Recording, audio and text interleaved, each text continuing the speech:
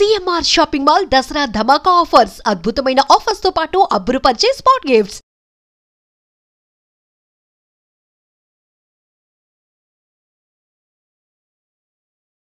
కానీ అన్నిటిలో beautiful moment ఏంటంటే లైఫ్ లో గుర్తుండిపోయే చెరిష్మెంట్ మూమెంట్ ఏంటంటే నీ లైఫ్ నాకు అనిపించింది చిరంజీవి గారి నోట్లో నుంచి ఆ పేరు రావడం, బబ్లు అని స్టేజ్ మీదకి ఇన్వైట్ చేయడం, ఆ మూమెంట్ ఎలా అనిపించింది? గాడ్ ఫాదర్ లా మనం అందరం అనుకుంటూ ఉంటాం. అనిపించడమా, చేతులు ఎలా ఉడికిపోయి తెలుసా. నేను బేసిక్గా ఈవెంట్ పిలిచారు, టాప్ 10 ఇన్ఫ్లుయెన్సర్స్ లో నేను ఒకళ్ళు ఉన్నానని చెప్పి పిలిచారు. వెళ్ళి కూర్చున్నాను. పిలిచిన తర్వాత స్టేజ్ మీద ఎక్కమని సరే ఎక్కుతున్నాను. ఎలా ఎక్కుతుంటే చిరంజీవి గారు వస్తున్నారు అన్నమాట. అన్నీ అమ్మ చిరంజీవి గారు వస్తున్నారు, సరే దూరం నుంచి చూడొచ్చు, అసలు చూడలేదు ఎప్పుడు మనం అలా కట్ చేసి చూస్తే మాట్లాడేసి అతని గురించి చెప్పాల్సింది అదే. నేను ఏమనుకుంటున్నా స్టేజ్ మీద గురించి చెప్పాను. కిందకు వచ్చినండి బబులు నీ వీడియోస్ చాలా బాగుంటాయి, నాకు చాలా చాలా నవ్వు వస్తాయి అన్నారు. సార్ ఏం మాట్లాడుతున్నా సార్, మీరు నా వీడియోస్ చూస్తారా అని. అవును బబులు నేను ఈ వీడియోస్ చూస్తుంటాను, మంచి ఫన్ జనరేట్ చేస్తూ ఉంటాను. అంటే యాక్టింగ్ గా చేయి, చాలా న్యాచురల్ గా చేస్తావు, అసలు కెమెరా ఉందా లేదా అంటే చేస్తావు. ఇలాంటి కొన్ని మాటలు చెప్పేటప్పుడు నేను అలా ఉండిపోయాను. హైలైట్ ఏంటంటే ఈ ఆనందంలో అందరూ నేను ఒక ఫోటో కూడా తీసుకోలేకపోయాను. ఒక్క ఫోటో తీసుకున్నా బాగా అనిపించింది. మరి తర్వాత ఏమనిపించింది అంటే ఫోటో తీసుకోవడం ఏంట్రా, సార్తో మనం వెళ్ళి యాక్టింగ్ చేయాలి, స్క్రీన్ షేర్ చేసుకోవాలి, సార్తో కూర్చొని ఫుడ్ తినాలి మనం, అది ఆ స్టేజ్కి వెళ్ళాలి. ఫోటోకే ఉంది ఎవరికైనా వచ్చేస్తుంది. సో నేను అలా అయ్యనమాట. ఇన్ఫాక్ట్ నాకు గెటప్ సీన్ అన్న చాలా ఫ్రెండ్, నాకు బాగా క్లోజ్.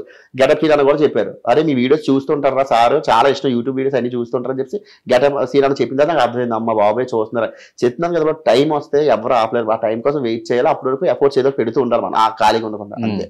మన యూట్యూబ్ షార్ట్స్ లో అన్నిటికన్నా హైయెస్ట్ 116 మిలియన్ వ్యూస్ ఆ వీడియో గురించి ఏం చెప్తే ఎలా అనిపించింది? ఆ వీడియో అంత వైరల్ అయిన తర్వాత అమ్మో భయంకరంగా వైరల్ అయింది. అసలు నేను అసలు ఎక్స్పెక్ట్ చేయలేదు అది 116 మిలియన్ వెళ్ళిపోయిందని. నేనే షాక్ అయ్యాను, ఏంట్రా ఎంత వెళ్ళిపోయింది అని. అంటే అదే బ్రో, కొన్ని వీడియోస్ నాకు ఎలా ఉంటాయంటే నేను రాసుకొని కెమెరా పెట్టుకొని చేయను, కొన్ని పబ్లిక్ లోకి వెళ్ళి చేస్తుంటాను. ఇది బేసిక్గా పబ్లిక్ లోకి వెళ్ళింది మాట.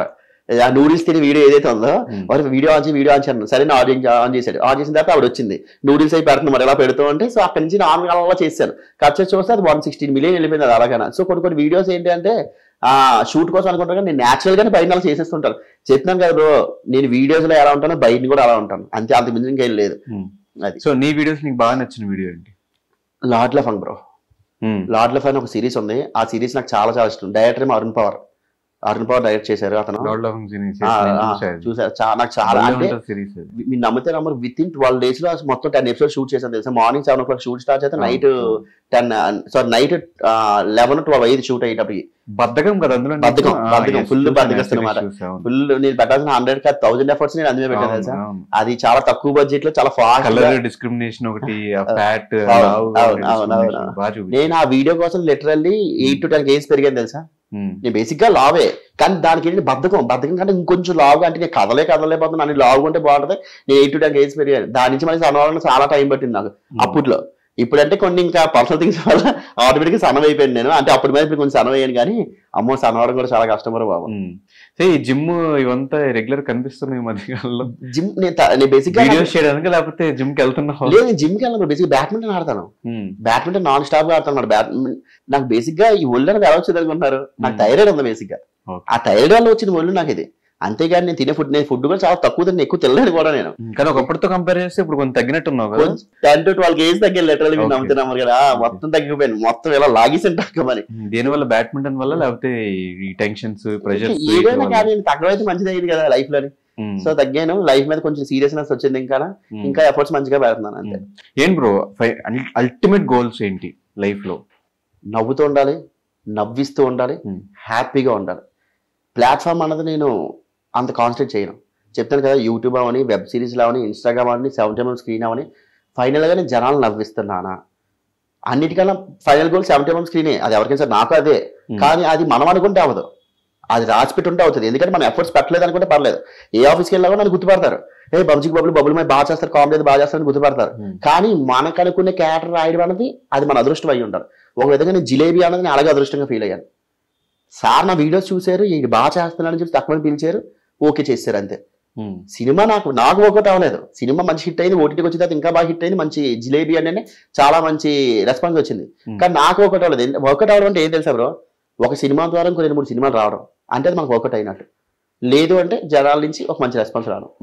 కానీ like, share and subscribe cinema చూసాను నేను. చూసినప్పుడు డైలాగ్స్ పెద్దగా లేవు. అవును.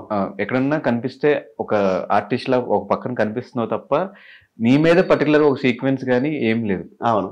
అయినా కూడా ఆ సినిమా యాక్సెప్ట్ చేయడానికి రీజన్ ఏంటి? మెల్లబాగ్ గాంధీ గారు పెద్ద డైరెక్టర్, మెల్లబాగ్ గాంధీ గారు మంచి డైరెక్టర్. సో నాకు డైరెక్టర్ గారు పిలిచి చేస్తావా అంటే నేను ఇంకా ఇంకో విషయం తెలుసా బ్రో, నాలో ఉన్నది ఒక ప్లస్ మైనస్ నాకు తెలియదు, కానీ నేను స్టోరీ విన్నాం, నా క్యారెక్టర్ ఏంటని నేను విన్నాం, ఎన్ని డైలాగ్స్ ఉన్నా కూడా నేను విన్నాం. వాళ్ళు ఇచ్చిన డైలాగ్ ది బెస్ట్ నేను ఎలా ఇవ్వాలని అదొకటే నేను ఆలోచిస్తాను. నేను అనుకుంటాను అనమాట, స్టోరీ విని అంత స్టేజ్ నేను ఇంకా వెళ్ళలేదు. చెప్తాను కదా, నన్ను నేనే కొంచెం తగ్గించుకుని ఉంచుతాను. నీకు అంత సీన్ లేదురా, ఇంకా టైం ఉన్నది నీకు. సో నాకు నేనే తగ్గించుకుంటుంటాను అనమాట. అందుకని నాకేంటి సూపర్ టైం వస్తుంది, లైఫ్ వస్తుంది, జనాలు గుర్తుబాటున ఫోటోలు దిగుతాను, ఇవన్నీ కాదు. ఇంకా టైం ఉంది, ఇంకా ఇప్పుడు నాకు స్టార్ట్ అయ్యింది అంతే. ఇంకా నేను కష్టపడాలి, ఎఫర్ట్స్ పెట్టాలి. సో కనుక నాకు ఏ మూవీ ఆఫీస్ నుంచి వచ్చినా ముందే వెళ్తాను, ఆడిషన్స్ అవి ఇచ్చేస్తాను. సో అలాగే మెల్లబాగ్ గాంధీ గారి దగ్గర నుంచి నాకు ఫోన్ వచ్చింది, వెళ్ళాను, బబుల్ని దీనికి సెట్ అవుతుంది అన్నారు. సర్లే సార్ అన్నాను. సో క్యారెక్టర్ అయితే అంత పెద్దది కాదు, కానీ మంచి క్యారెక్టర్ అన్నారు.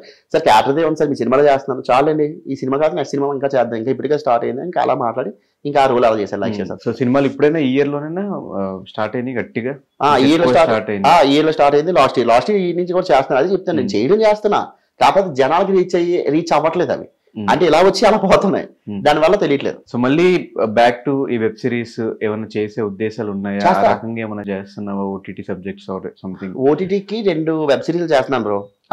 ఫుల్ ఆహాలోని ఒకటి చేస్తున్నాను. అమెజాన్ ప్రైమ్ అది ఇంకా కన్ఫర్మ్ గా తెలియదు. 2 వెబ్ సిరీస్ అయితే చేస్తున్నాను. ఇంకా యూట్యూబ్ ఇంకా వదిలేసి చేస్తా. అయ్యో భలే చెప్పు, ఏం మాట్లాడుతున్నావు.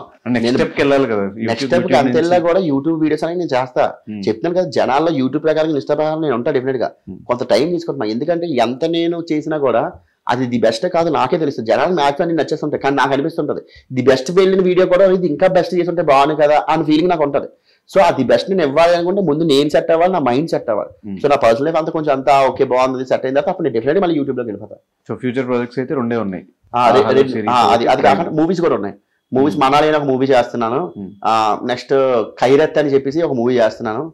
అవి కూడా కొత్త వాళ్ళతో ఫుల్ లెంత్ సినిమా అంటారు. ఆల్రెడీ మనలో షూట్ అయిపోయింది, ఆల్రెడీ అది ఒక 25 days షూట్ అయింది. మళ్ళీ ఇప్పుడు హైదరాబాద్ లో 2 days 3 days షూట్ అనమాట. అది కూడా ఫుల్ లెంత్ హీరో ఫ్రెండ్ మొత్తం అంతా ఉంటాను నేను. ఇవి కాకుండా పైప్ లైన్ లో 2-3 ఉన్నాయి, మాట్లాడుతున్నాయి, డిస్కషన్స్ అవుతున్నాయి. ఇన్స్టాగ్రామ్ వీడియోస్ ఎలా వస్తాయి థాట్స్? అంటే ఏమన్నా ఇన్స్పైర్ అవుతావా? ఏదో అంటారు కదా, ఏదో బాలీవుడ్ వీడియో చూసా, హాలీవుడ్ వీడియో చూసా, కాన్సెప్ట్ తీసుకుని చేస్తావు, లేదంటే జనరల్ గా ఇద్దరు మాట్లాడుకుంటే ఏదో వస్తుంది చేస్తా? లేదు 80 to 90% నా ఫ్రెండ్స్ తో కూర్చున్నప్పుడే నాకు థాట్స్ వస్తాయి. చెప్తున్నాను కదా, నా ఫ్రెండ్స్ చెత్తనా కొడుకులు నా బంగారం అని. అక్కడ కూడా కాన్సెప్ట్ చాలా చెప్తారు. బంచిక్ బాబులు హిట్ అవ్వడానికి కారణం ఫ్రంట్ ఫేస్ నాదైతే బ్యాక్ ఫేస్ నా ఫ్రెండ్సే. ఆ సాఫ్ట్వేర్ జాబ్ చేసుకునే రైటర్స్ కాదు.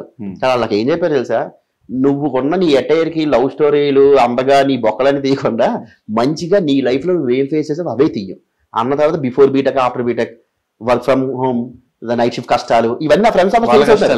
అదే ఇవన్నీ ఫేస్ అవుతున్నారు, అవే తీసేనే అవే హిట్లు కొట్టాయి. అక్కడి నుంచి ఇంకా లైఫ్ అన్నది నమ్మనమ్మది అలా వెళ్తున్నది అనమాట. దానివల్ల అదే అంతకుమించి ఇంకేం లేదు. ఇప్పుడు కూడా నేను పొద్దున వీడియో అదే 80 to 90% నా ఓన్ కాన్సెప్ట్స్ నేను చేస్తుంటాను.